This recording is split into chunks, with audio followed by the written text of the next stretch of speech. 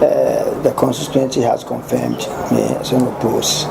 And what am I bringing on board beyond my second term? What I'm bringing on board is to continue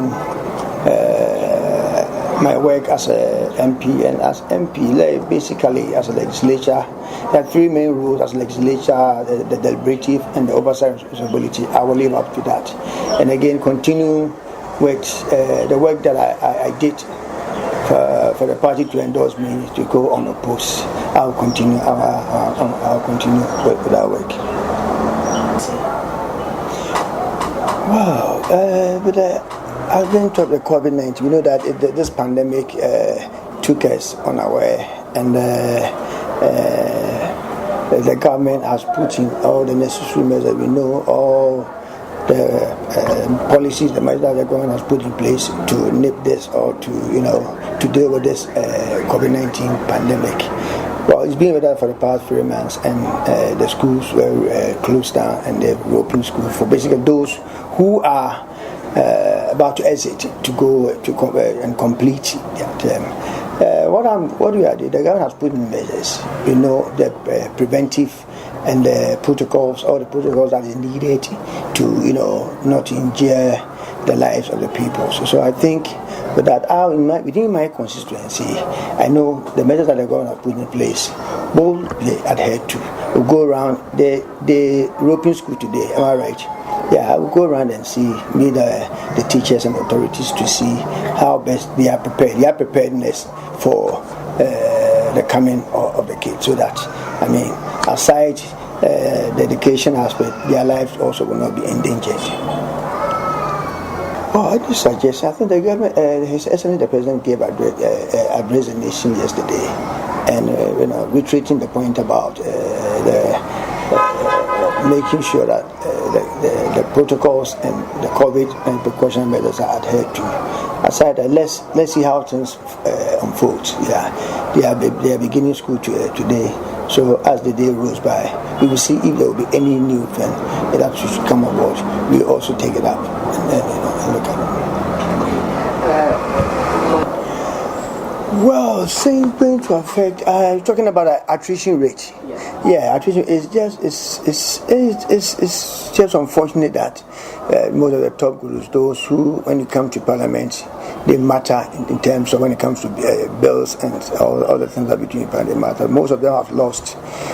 Mention on top of you can mention Honorable Oswe Domi, Dr. Sesibe, Opare Ansan, Dr. Nyama, and all of them.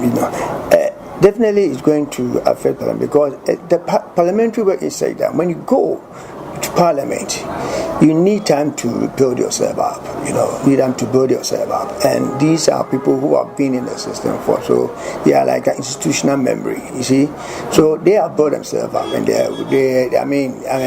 their performance, their role cannot be downplayed. They cannot underestimate their roles in Parliament. And here is a case that the party has gone to Congress, and the delegates have spoken. We can't do otherwise. But the worrying aspect of it is the attrition rate. I think I wasn't expecting that, but it's the reality has gone on us. So I think it's high time that we take a second look at the processes of selecting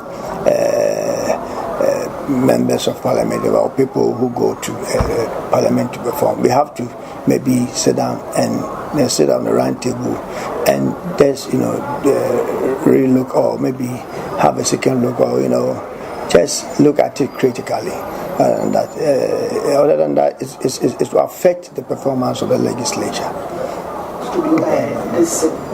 You recall that the majority leader once brought a proposal, a whole lot of proposals. I can say it, but we have to sit around and look at the consequences of this election. If you look at this very election, look at the attrition rate. About more than 43 MPs.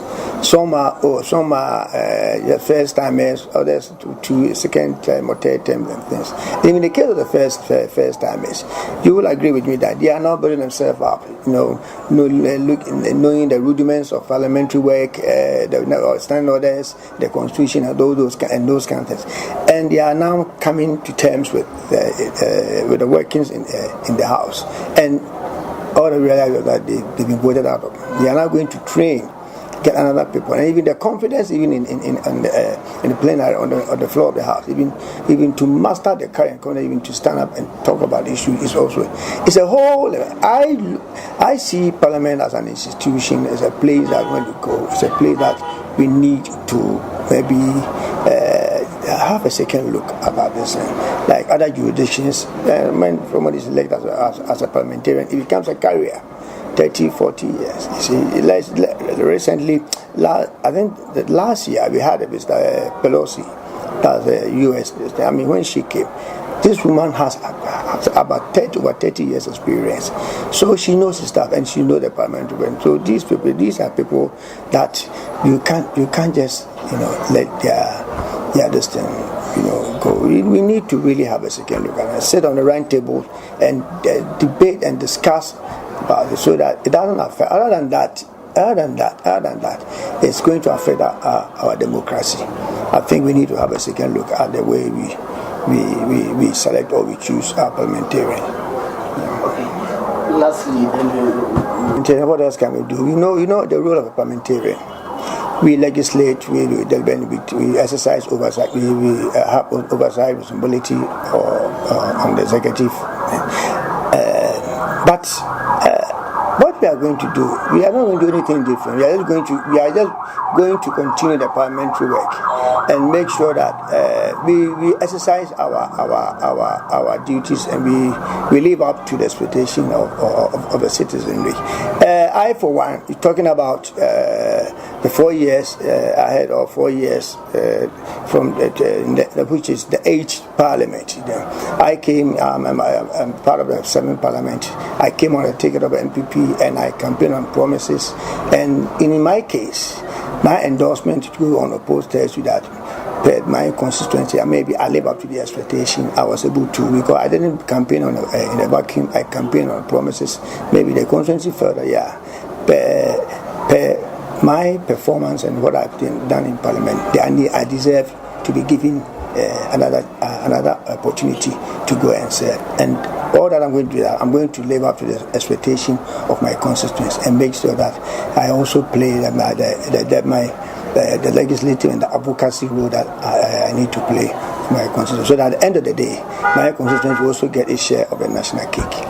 Do you have any approach your? Definitely, yeah, because we just finished with our parliamentary primaries and the constituency. The party activists are there, and we are even. That this impending voter registration is we are preparing ourselves adequately for it. That it's going to be a different thing in relation to the COVID-19. Listen, we have to. It's not going to be the business as usual. It's not going to be as we used to do the registration. So we are preparing ourselves for this upcoming the impending registration. That we are preparing ourselves, because at the end of the day, it is the registration that is going to determine about those who are on the register, whose name are in the register, that are going to determine whether you win power or not. Because without being a registered voter, you cannot vote.